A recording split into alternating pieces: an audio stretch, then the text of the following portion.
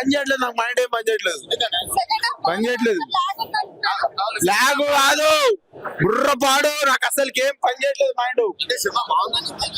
తిరగా తీశాడు, బాగోలేదంటే నాకు నరుకుతారు నా కొడకల్లారా, నరుకుతా. బాగాలేదంటే ఓడైనా సరే నరుకుడు ఏం నరుకుడు అన్నది. అమ్మ ఏందన్నా పవన్ అన్నా, ఏందన్నా అది, ఏందన్నా ఓడ ఏమైపోవాలన్నా. హిందుస్థాన్ని, హిందువులని ఎలా కాపాడుకోవాలి, ఈ హిందూని బయటికి ఎలా తేవాలి అనేసి ఎంతో కష్టపడ్డారు, ఎంతో శ్రమించారు. పార్ట్ 2 లో అయితే కంపల్సరీ హిందువుల గురించి కంపల్సరీ చూపిస్తారు పవన్ కళ్యాణ్ గారు. ఆల్రెడీ పార్ట్ 1 లో కూడా హిందువుల గురించి మంచి తనంగా చూపించారు.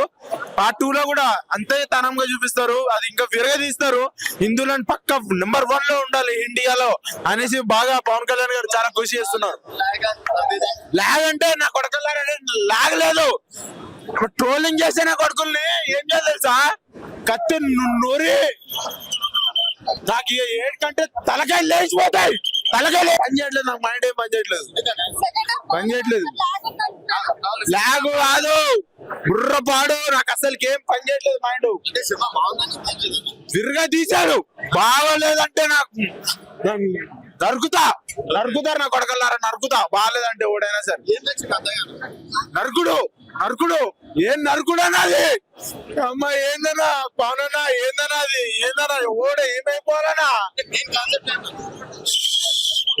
హిందుస్థాన్ని, హిందువులని ఎలా కాపాడుకోవాలి, ఈ హిందూని బయటికి ఎలా తేవాలి అనేసి ఎంతో కష్టపడ్డారు, ఎంతో శ్రమించారు.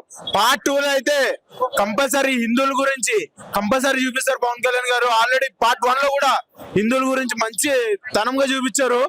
పార్ట్ 2 లో కూడా అంతే తనంగా చూపిస్తారు. అది ఇంకా విరగదీస్తారు. హిందువులను పక్క నెంబర్ 1 లో ఉండాలి ఇండియాలో అనేసి బాగా పవన్ కళ్యాణ్ గారు చాలా కృషి చేస్తున్నారు. లాగ్ అంటే నా కొడకల్లారా లాగలేదు, ట్రోలింగ్ చేసే నా కొడుకుల్ని ఏం చేయాలి తెలుసా, కత్తి నూరి నాకు ఏడుకంటే తలకాయ లేచిపోతాయి. తలకాయలు ఏడు కడితే ఆడిపోతారు నా కొడకల్లారా. లాగు వద్దు.